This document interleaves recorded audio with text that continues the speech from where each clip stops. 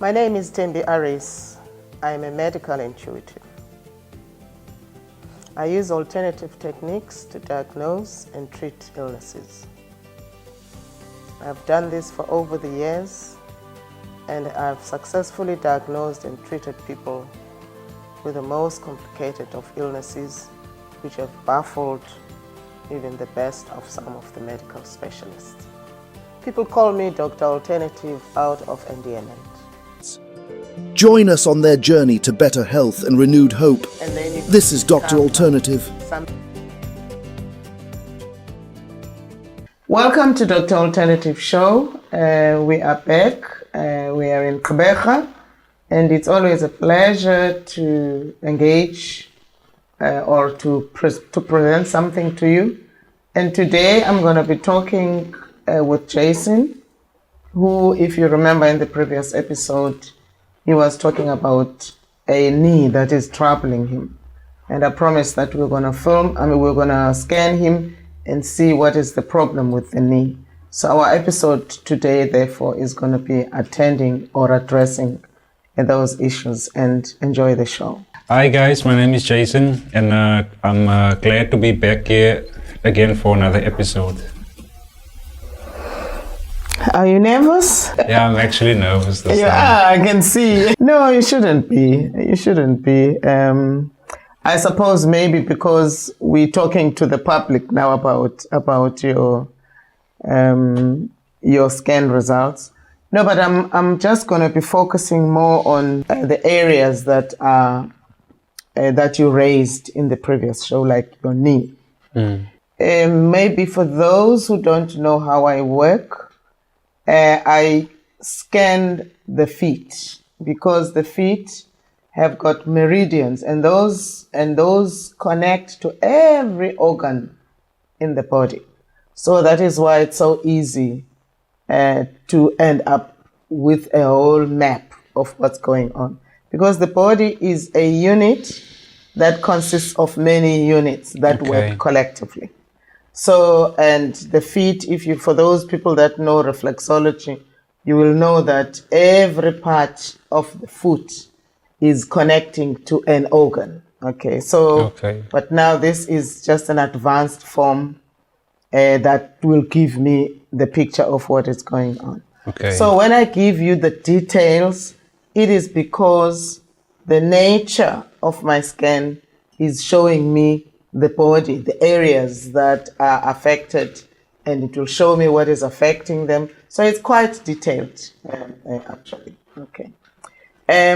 But now, before I give you what I have, I just want you to tell us again, how did the knee problem come about? Okay, the knee started about 2 years ago when I was exercising in the gym, and then because of not proper form and technique, I loaded the machine, and then my technique just went off. My posture was off, and I ended up lifting the weight with my toes instead of my heels.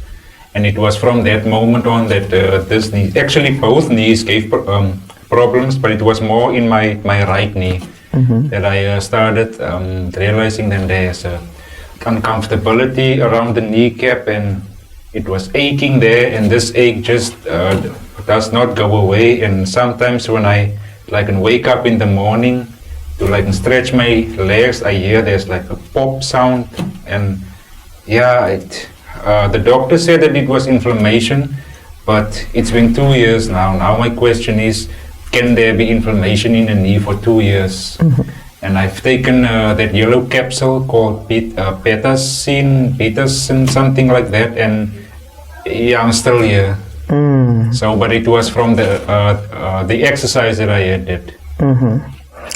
So that's when it registered its presence. Yes. But you don't know if it was because of the exercise or it was because of the situation that you were in, which compromised your knee, and then you ended up saying maybe it's the technique. I don't know. Was this technique, had you ever used that technique before, or was it the first time? When I joined their gym, there was a new machine that I never used before.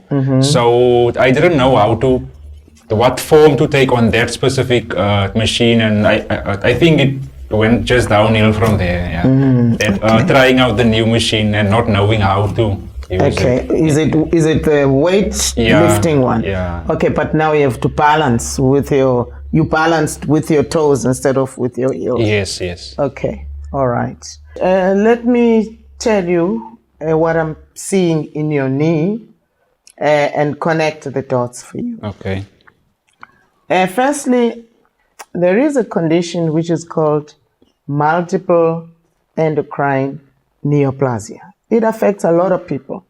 It's just that people are not aware that they've got this condition. It's a genetic condition, and it attacks the endocrine system. Now, the endocrine system is a system of glands that manages the glands. Now, the glands like your thyroid, the thymus in the chest, the pancreas, the adrenals, the pituitary, the ovaries in women. So there's a whole lot of glands that we have that constitute what we call the endocrine system. So when you've got this condition, therefore, it attacks or it adversely affects the glands, but it doesn't mean it will hit all of them at the same time. It may take two, it may take a whole bunch, or it may just take one. But the one that I find is constantly affected, irrespective of whether others are or not, is the thyroid. Okay. So in your case, you've got that condition. That's number one. Okay. Now that condition, when it affects the glands, it makes them bigger. It never makes them smaller. It always enlarges them. Okay. But then when it enlarges them, it disturbs the structural makeup of that particular gland, and then it affects the functionality of the gland. So now the glands that are affected in your case, it is your pancreas, it is your pituitary gland, and it is the thyroid. It's 3 glands that are affected. Now let me start with the thyroid. Now the thyroid, this is the bow tie. This is here, and it manages metabolic processes. When we eat, how fast we digest food, how well we chemically process them inside our bodies. But then besides that, where it's affecting you the most, it is causing you to have lower levels of thyroxine. Thyroxine is a hormone that processes calcium. Now, calcium is food for the bones, okay? Such that you need to take calcium. It's going to help, even though you are calcifying, but I'll try and connect the dots for you. So it's affecting your thyroid. Now, your thyroid is producing less amounts of thyroxine. Okay. And therefore, it compromises the rate at which you process calcium. Now, calcium must be well processed to be able to feed the bones, to go and, even the skeletal muscles around the bones. So your thyroxine levels are on the low. Down, okay. Yeah. But then what does that mean? When your thyroxine levels are on the low, you find that the calcium that needs to be processed is compromised as well. So you end up sitting with calcium deposits because the chemical processing is compromised. So with you, the calcium deposits are occurring in 2 main places. One is on the knee, but it's in my scan, I'm not just only picking up the knee, it's actually coming a little bit lower. It's not just only localized to the knee. I see calcium deposits that are coming down to the leg, to the leg. So it might even cause, other than you having the knee pain, it might even cause whether it feels a bit stiffnyana, on the leg, or even maybe a bit of pain that you might think it is because of the knee, and you might not really pay much attention. But I'm picking up not just only here, but coming down to your leg. Do you ever experience anything down your leg. Even, There was a couple of instances where I can feel like this particular muscle here is stiff. yeah. Yeah, but I thought it was because of my calf workout. You know, when I do the calf, this muscle also gets some work done. So I thought maybe I hit this muscle here Okay. in the workout. So I thought maybe it was because of the workout. Okay. No, there's calcification there as well. But now bear in mind that calcium is because of the thyroid. Okay, I'll come back to the thyroid. Okay. Now, the other area where I'm picking up calcification is actually in your pituitary gland.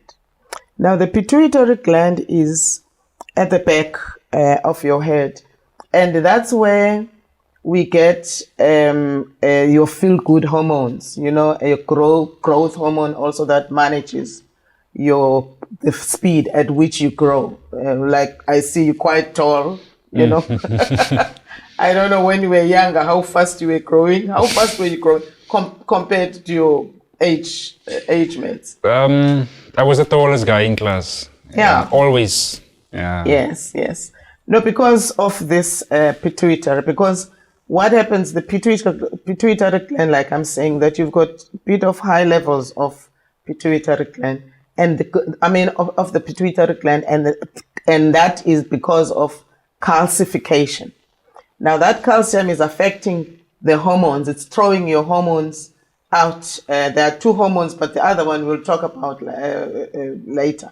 But the one that I'm more interested in to talk about is the growth hormone, you know, which is the one that manages the speed. And it might. What size shoe do you take? I wear size 8. That's a small size for your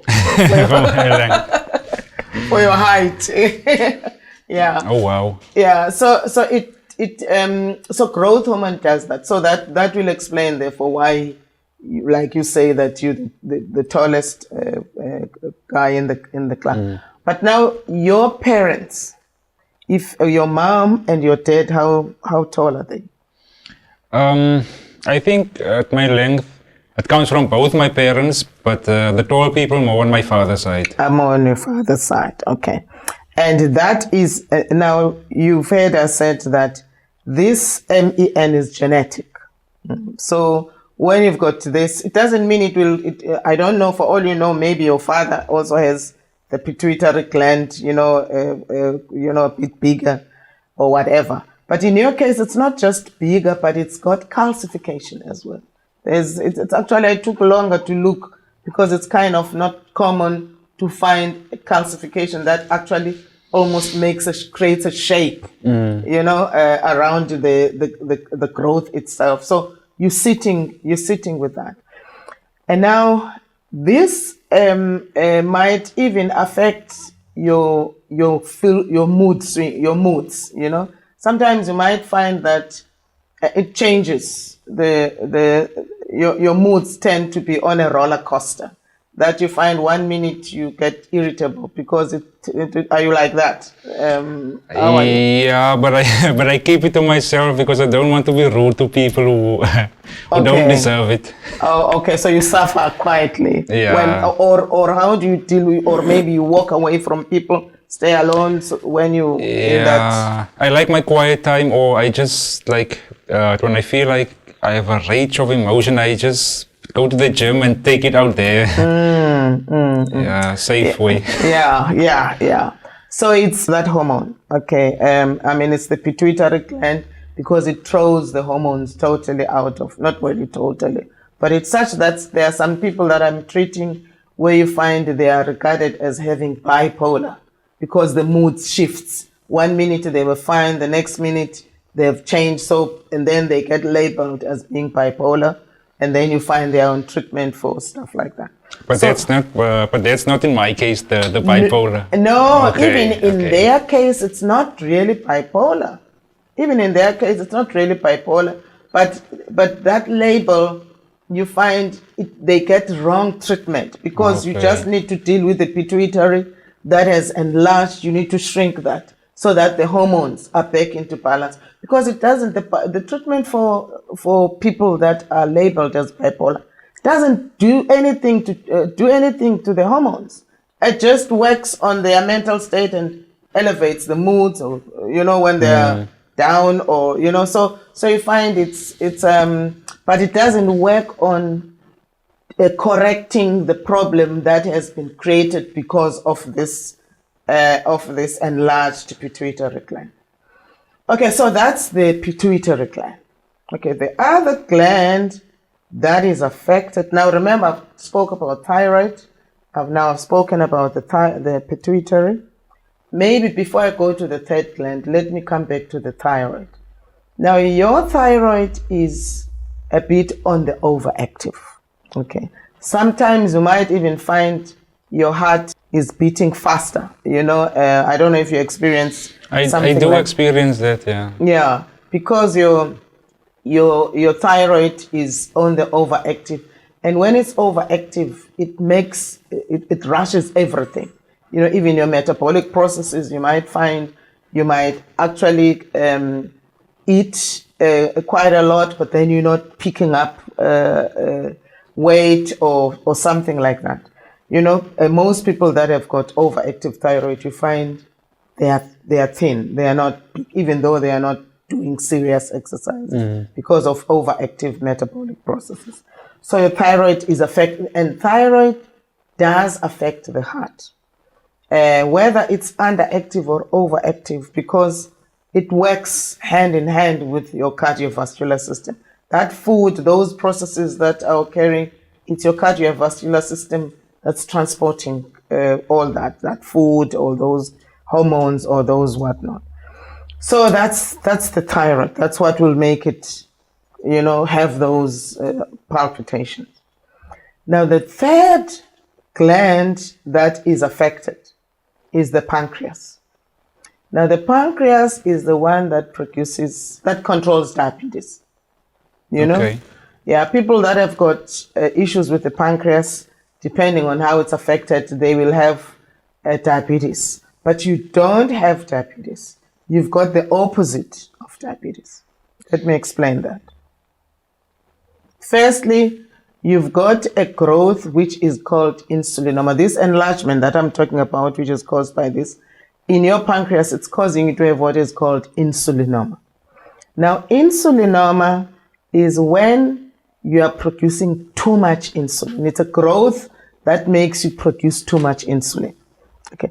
Now, remember, the insulin is meant to collect sugar from the blood and sends it to the various destinations, organs. But now that should occur under controlled, in a controlled process, not just pump. But the pancreas, when you've got insulinoma, it releases a lot of insulin, which therefore ends up causing your sugar to drop. Remember, insulin is supposed to take sugar to the organ so that you've got energy. But with you, because it's too much insulin, it's actually chowing that sugar that's supposed to be servicing the body. Then it causes your sugar levels to drop. But then what will happen when you have that? You will find that you might, like you mentioned something about headaches, okay? Yeah. Then you will find that you will get what we call dehydration headaches. Like, for instance, you said that you drink a lot of water. I do, yeah. Yeah, because of dehydration. So insulinoma causes dehydration because your sugar levels, it makes you hypoglycemic. So your sugar levels drop. So it will make you have that. It will make you have those headaches. And in some cases, it will also make people to become hungry, eat all the time, such that in most cases you find people with insulinoma, they get misdiagnosed as maybe having undiagnosed diabetes. Meanwhile, it's not diabetes, okay? But now when the sugar levels drop, you will find out of the blue you might just feel tired. You get that? Yeah. Yeah, out of the blue is like, you even think maybe something's wrong with your body or whatever, because the energy just goes. Yeah, sometimes I'm just sitting somewhere and I'm paying attention to something, and then all of a sudden I don't want to be here anymore. Yeah, that's because your sugar levels drop, because that's what it does. Pumping insulin all the time makes your sugar levels to drop. So that is the first part. But now the second part that is affected because of the pancreas, it has got to do with fat enzyme. The fat digesting enzyme, which is called lipase. Now, the pancreas has got two levels. It has got the endocrine side, which produces hormones, and then it has got the exocrine side, which produces enzymes. Okay. So in your case, you're affected both sides. That insulinoma, but also there's gastronoma. I'll come back to the gastronoma. Now, maybe I should start with the gastronoma. Now, the gastronoma is a hormone that is produced to digest food. It's used in the stomach. It's produced by the pancreas, some of it in the duodenum. But in your case, you're producing too much gastrin. Now, when you produce too much gastrin, now remember gastrin is used in the stomach to digest food.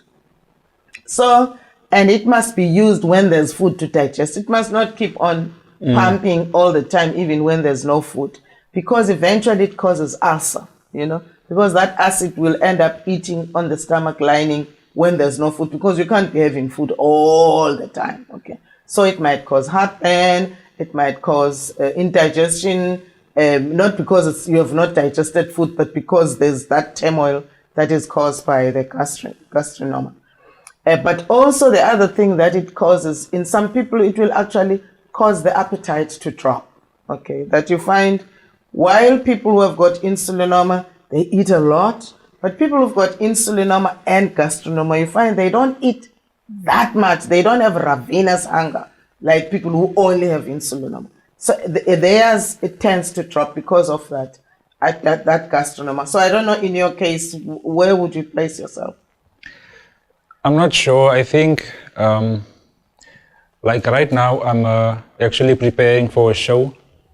So I can eat, say, 4 times a day. And that's not really because I'm hungry that I'm eating, but just to build a lean physique. So yeah, I haven't monitored myself on how you eat. You're eating, okay. I'm just trying to look good now for that show. That's why.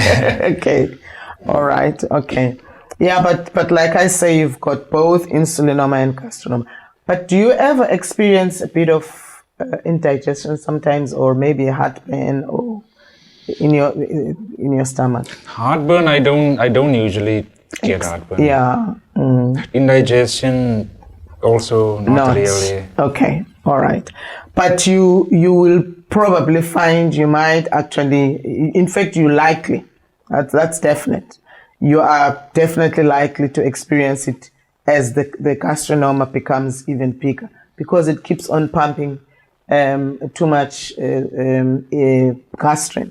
But now you'll find that with this thing that you're saying, that you'll find you eat maybe 4 times a day because you're working on the physique, and not because you're hungry, but because at the back of your mind you are preparing for something. But that's what I'm talking about, that people who've got both insulinoma and gastrinoma, you'll find that their appetite tends to be diminished, okay? Like you say, that you will eat not because you feel hunger. But people who are sitting with insulinoma, they just feel hungry. They eat, they finish eating, 1 hour or so, they want to eat again. So it's very clear, it's very distinct. You won't miss it.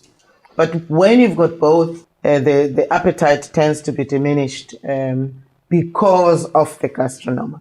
But eventually, and I should think actually it's maybe the body's way of dealing with the situation, of protecting you, because when you are releasing too much gastrin, there has to be food that's sitting there. So when there is still food, the brain does not give a message like, let's eat, So in a way, I don't know. I mean, I'm just trying to surmise myself why people with a combination of insulinoma and gastrinoma tend to have a diminished appetite as opposed to the ravenous one. Let's go for a break. When we come back, we continue with the discussion. If you are fructose intolerant, you should not eat fruit. Otherwise, it will harm your health extensively. This is a genetic disorder directly connected to adolase enzyme deficiency. Diseases including tissue cancer. My name is Rachel. I am 35. Well, I was diagnosed with GIST, which is gastrointestinal stromal tumours. It's really rare. It's a form of sarcoma. It starts in like the connective tissues, and for me that was the lining of my stomach. Liver disorders and mental disorders. How do you know if you are fructose intolerant? And even better, what food you must eat.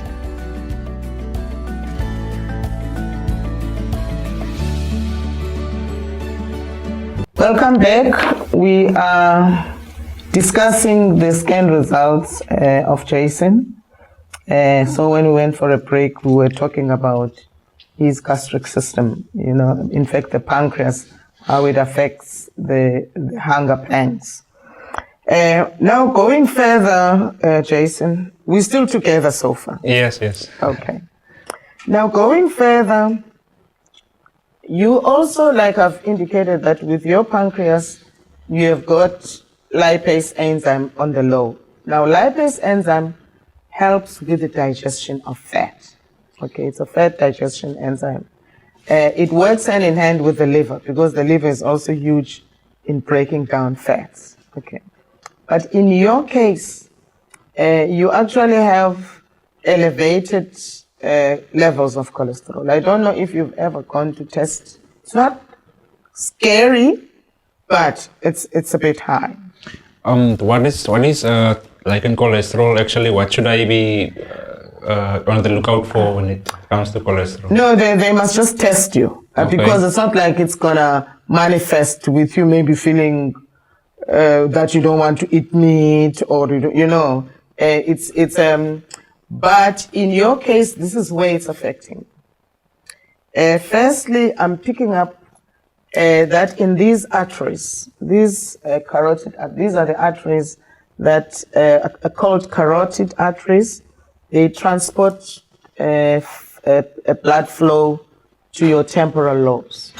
Now, temporal lobes are responsible for managing your emotions, for managing the sound, your ability to, sound input, for managing the memory, even the language. I mean, there are people who have got issues with temporal lobes where you find they might tend to over-explain when they are talking about something. Instead of just getting to the point, then they go around, So those are the main issues that occur when there are temporal lobes.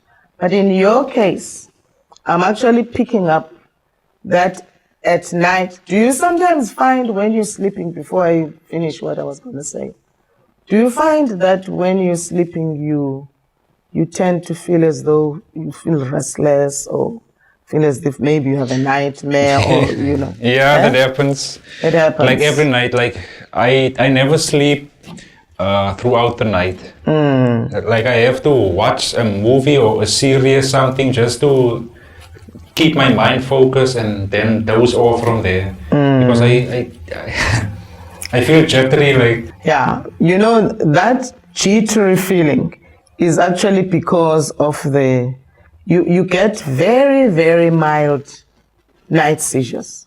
It's not like convulsing. That's like you say, that jittery feel, yeah. That's because of that cholesterol. There's a bit of accumulation of cholesterol in your carotid area, which is what's causing you to have those jittery, sensations, that you're actually having very, very, very, very mild seizures. But you get them at night because you don't experience that daytime. No. Yeah, it will cause you to have what we call temporal lobe epilepsy, which is those night seizures, but it's not really serious epilepsy. But if it is not attended to, it does become serious stuff, okay? Because it affects the brain. Okay, because and then you will find next time you find, hey, why is my memory dropping? You know, you find I used to be, you know, at least Sharp. yeah, your age is still in your favor, but as you grow, you find, hey, I you know, because it does affect memory, and also you find in some cases, like you said, when you have that rage, not only because of the pituitary, the temporal lobes also, they have got a part to play with emotions, but not the hormones now, but the emotions themselves. That you might find that if you've been upset, you get really upset, you know. Even if you don't want to punch someone, you want to walk away, but then you find, sure, this thing really upsets you. Are you like that? Yeah, definitely. Did you pick all that up from that food scan? I picked all of this from this food scan. Do you sometimes, if you've been sitting for too long, that you actually feel a bit of lower back tiredness? Not when I'm sitting, but when I wake up in the morning. Oh, you feel when you wake up in the morning? Yeah, then it's very stiff. I wonder, did I sleep right? Did someone move the bed while I was sleeping? Yeah. What happened here? Yeah. No, you actually, you see the spine has got 3 areas. Your cervical spine, your thoracic in the middle, and the lumbar at the bottom. But there's a lot of nerves that are managed in the spinal cord. Now, the neurofunction at the base of at the lumbar spinal region, you've got what is called cauda equina syndrome, which indicates some neuro damage. It's not extensive damage, but there's some tempering there that has occurred in your lumbar spine, and it may even go to the tail. Sometimes you ever feel that the discomfort comes down as though it's going down to the coccyx, to the tail. To the tail. No, not yet. I haven't experienced that. Okay. Yeah, when you got cauda, it does not just only remain at the upper lumbar spine. It goes down to the tailbone, such that you'll find some people will say, especially women, they will say, no, you must not sit on a cemented floor without putting something, because you're going to have what is called pupil pain, which is at the tail of it. It's not. I mean, I get people tell me that, oh, I thought it's pupil pain, because it affects, it's actually cauda equina syndrome. It's the neuro damage to the base. Okay. Yeah, to that base. Okay. Yeah, so that's I think let me stop there, and if you've got questions, then we can discuss those. No, I don't have any questions now, but it might arise. Yeah. Okay. As we continue. As we continue. Yeah. Okay. I've just got. Can you just tell me a little bit about the headaches that you tend to, like you mentioned earlier? The headaches that I get, I assume that it would be from the sunlight. You see, because I've discovered that I have to wear like glasses, sunglasses, because of the sun when I am exposed, my eyes is exposed like naked. Then I get headaches. So I was thinking of going to Specsavers, because they do free eye testing there, just so that they can check out my eyes and see, do I need sunglasses, or what's happening with my eyes, because I assume that it's from the light. Yeah. No, it's like I've said, that firstly it's from it's dehydration headaches, because of that insulinoma, that pancreas that has got a growth that makes you pump too much insulin. Then it makes you, that's why you drink lots of water, and that's why you get those dehydration headaches. But the other thing that would make you have issues is the pituitary gland. I had one person in Joburg, a patient in Joburg, who was sent for an operation. They wanted to do a remove a growth. It was actually a pituitary gland, but it had become so large that it pushed the eye from the socket. It was protruding. But also the other thing, he totally lost the balance. He could not drive, could not turn, because of the compression of the pituitary gland. So he ended up asking me if I can, because he was very scared of the operation, because when they admit you there, they tell you anything can happen. So that's why you sign that if something goes wrong, then you're not going to nail them because it's risky to do that. So that's what frightened him. So, and he asked if I could do something about that. So I said, well, yeah, because we do have protocols that shrink the growth. So I managed to, but the thing that even worried him the most was he couldn't drive. And his work actually warrants that he must be mobile and he must drive. So, and he couldn't drive, he couldn't get up. So he said he might actually be boarded, and he's still young to be boarded. So I said, well, I can shrink that growth, because it's that growth, it's that prolactin, it's that pituitary gland that's affecting you so badly. It also affects another hormone, which is called prolactin. Now, prolactin is the one that regulates the reproductive system as well, both in female and in males. It's what makes females to produce milk when they are feeding babies. But then it also causes males, those males that will have breasts. Have you seen those males that have Yes, I have. Yeah. I thought it was because of high estrogen levels. Well, prolactin, but you must remember they work hand in hand, because remember the endocrine system is the system that controls the hormones, your hormonal system. So all those hormones, you find it just makes them topsy-turvy. But the prolactin particularly has got to do with that. It's what induces the growth of breasts in men. So when the levels are elevated, therefore, you will find it will cause sexually related kind of problems. But that's also because of the pituitary gland tumor. Okay, so that's so in a nutshell. So your headaches.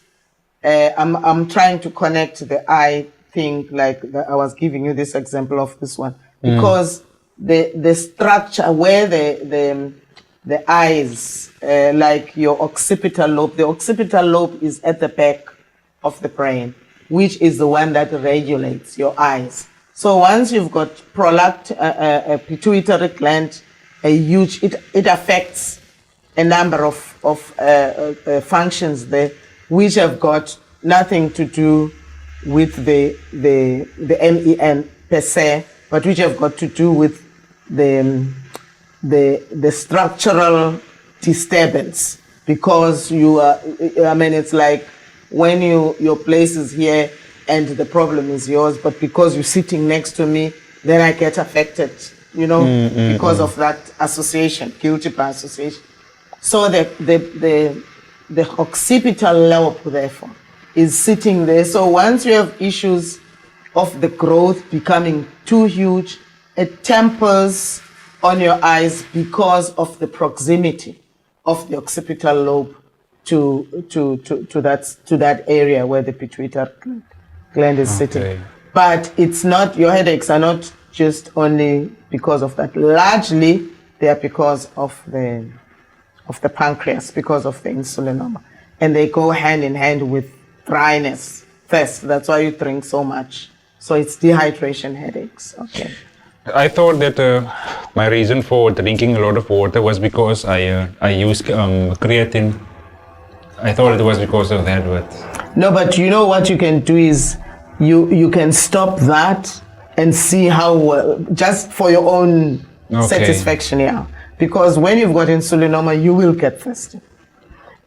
you will get hungry because everything is chowed very fast, and then you get those dehydration headaches. But like I'm saying, just for your own curiosity, yeah, you can stop taking it and then see how much improvement you have in case of, of having all that first. Okay. Yeah. All right. When we started, I asked you if you're nervous. How are you now? I'm much more comfortable now. Yeah. So about the knee, what do I like going forward? What do I do now to help this? It's actually both my knees, yeah, but this one. Yeah, it's just that it's worse. Yeah. No, but the other one, it's not calcification. Interestingly. Okay.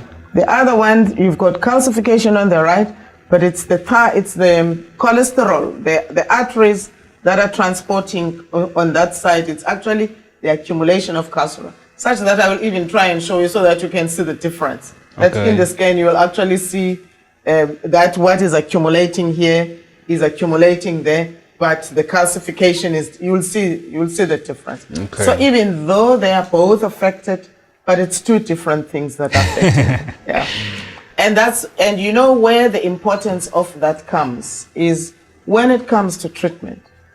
Because to treat calcium, to dissolve that calcium, those calcium deposits, you won't treat them in the same way as dealing with burning of fat, improving your lipase enzymes and burning that cholesterol. So the treatment will totally differ. And because sometimes people will say, oh, you give so much detail. Because I say that's how the body presents itself. It shows, because you'll find maybe I would treat calcium and not touch cholesterol. Then you find, oh, my right knee is feeling fine, but my left is still sore. Because the treatment for the left one is different from the right one. So that's why it's so important to be able to see the detail, because that's how the body presents itself. All right, I think I'll just give you a chance to give your opinion of, because remember in the previous show what you were saying, sorry, when you're looking at those people that are selling on the streets, the rastas, and you compare with what you must get, and then you always try to figure out how best to follow. But now I have given you a different perspective of alternative medicine, where I've actually used alternative techniques, but I'm profiling medically. I'm giving you a profile that should be given by doctors. Okay, so now I would like to hear, what do you make of that? What do you think, particularly for the viewers out there? I think that I will go about taking your advice on the calcification and the cholesterol, and I will see if I can get treatment for that maybe, and then observe myself for a couple of weeks. But I will definitely try that out, because I have tried inflammation stuff, and also that omega-3, which is that's fat. Yeah, to lubricate. Yeah, to lubricate my knees. I did try that as well. And then someone said that I must also try this copper bangle for joint-related things. But this one is just making my arm green at this point. Yes, you're absorbing a lot of that.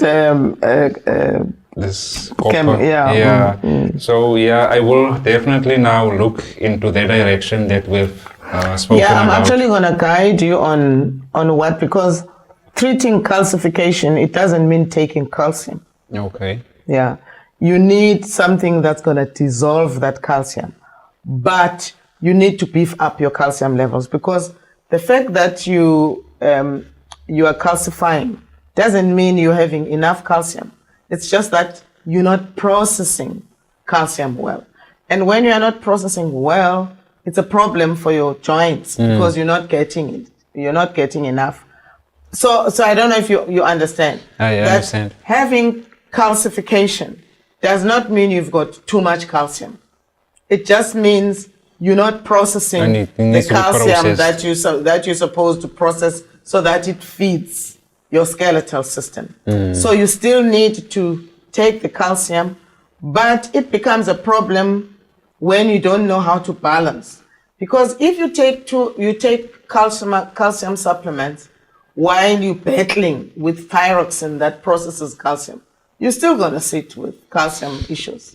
So you need to know what you're doing. You need to know how to dissolve that calcium and how to improve your calcium level so that you're feeding. Because if it's not processed and it's dumped, it's not reaching where it's supposed to go. So, but you still need to have it reaching there. But on the other hand, it doesn't help when you're pumping yourself with all that while it's not going to be processed. You see, it's a catch-22. Yeah. So you need to know what you're doing. But I will help you on that. I will guide you on how to deal with that, how to dissolve calcium, and how to beef up your calcium levels. And also on the cholesterol side, because you must remember, also cholesterol, that's a problem of the stomach. That is a problem of the pancreas, because in fact, fat digestion is a problem of the digestive system, but mostly your liver, because the liver must give you sufficient enzyme, by digestive salts to break down that fat. And also the liver is an organ that's also responsible for cholesterol management, okay, for the good cholesterol and for the bad cholesterol to be eliminated. So the liver's the organ for that. So therefore, you need to attend to that as well, while the pancreas must also pump up. You need to beef up your lipase enzyme levels, you know. So it's just like you see how I have connected the dots. Even when it comes to treatment, you need to know it's going to require that. It's different from conventional where you say, I'm going to take something for calcium. So why are you sitting with calcium? It's your thyroid. So you need to work on your thyroid so that it produces sufficient thyroxine, you know, and also stop the calcification. So you can't just think you're going to fix calcification without helping your thyroid to pump good thyroxine levels so that it chemically processes that calcium, you know? So that's how I treat as well. As you see how I mix and match, it's a matrix. Even when I treat, that's how I work, you know? Also, like I'm saying, this jittery that you're talking about at night, that is affecting your brain. It needs to be stopped. But what is causing you?